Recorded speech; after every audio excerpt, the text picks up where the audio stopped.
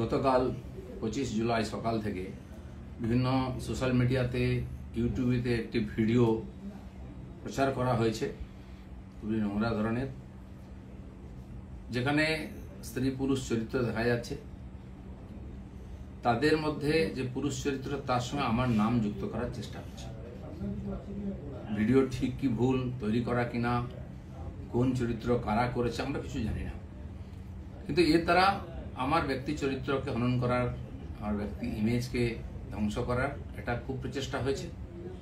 একটি ষড়যন্ত্র চলছে অনেকদিন, সেই চক্র থেকে এটা করা হয়েছে। সেই জন্য আমার মনে হয়েছে যে এটার সত্য সামনে আসা উচিত এবং যারা এই চক্রান্ত করছে তাদেরকে আইনের সামনে আনা উচিত।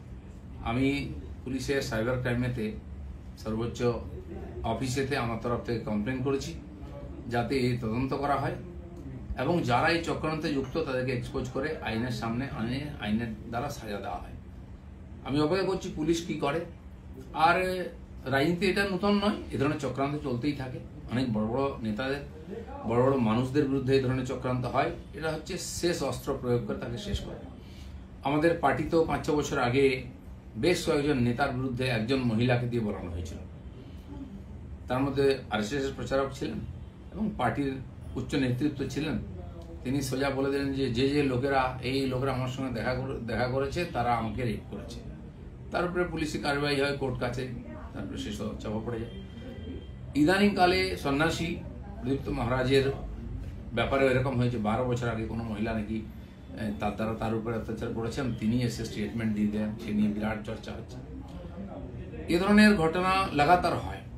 আমাদের পার্টির একজন বরিষ্ঠ নেতা আছেন মাননীয় সঞ্জয় যোশী, তার বিরুদ্ধে বিভিন্ন এই ধরনের ভিডিও সিডি করে সারা দেশে পাঠানো হয়েছিল। অনেক এটা নিয়ে আলোচনা হয়, পরে যখন ফরেন্সিক টেস্ট হয় দেখা গেল সেটা ফেক ছিল। সেই জন্য আমার ব্যক্তিগতভাবে যেহেতু আমাকেই আক্রমণ করা হয়, বদনাম করার চেষ্টা হচ্ছে, আমি পুলিশের কাছে, আইনের কাছে গেছি। আমি দেখতে চাই পুলিশ কি করে এই ধরনের চক্রান্তে, কারণ এর তো কারোর বিরুদ্ধে লড়াই করা সম্ভব নেই ভাবে। টাকা পয়সা দিয়ে চক্রান্ত করে যে কোনো মানুষকে যে কোনো সময় বদনাম করার চেষ্টা হচ্ছে। তো সেই চেষ্টার বিরুদ্ধে আইন আদালত একমাত্র আমাদের রাস্তা। আমি আইনের কাছে গেছি, লিখিতভাবে বিভিন্ন লিঙ্ককে সেখানে আমি পাঠিয়েছি যে যারা যারা এটা নিয়ে ইচ্ছাকৃতভাবে আমাকে বদনাম করার চেষ্টা করেছে তাদের বিরুদ্ধে ব্যবস্থা হোক। দাদা, এইটা কি রাজনীতি তো নোংরামি দিয়ে হয়, কিন্তু কত নোংরামি হবে, কত নিচে নামতে পারবে। পশ্চিমবাংলার রাজনীতিকে বারবার কলুষিত করার চেষ্টা হচ্ছে। আমরা যারা সাধারণ কর্মী হিসেবে সাধারণ মানুষের সঙ্গে থাকি, আমিও 40-42 বছর ধরে সামাজিক জীবনে কাজ করছি। আর্থিকভাবে আমাকে কেউ বদনাম করতে পারেনি। অন্যান্য অনেকবার কমপ্লেন আনা হয়েছে, আমি তার জবাব দিয়েছি। এই লড়াইটাও আমার ব্যক্তিগত লড়াই, আমি পার্টিকে মধ্যে ইনভলভ করিনি। আর এই লড়াইটা আমি লড়ছি।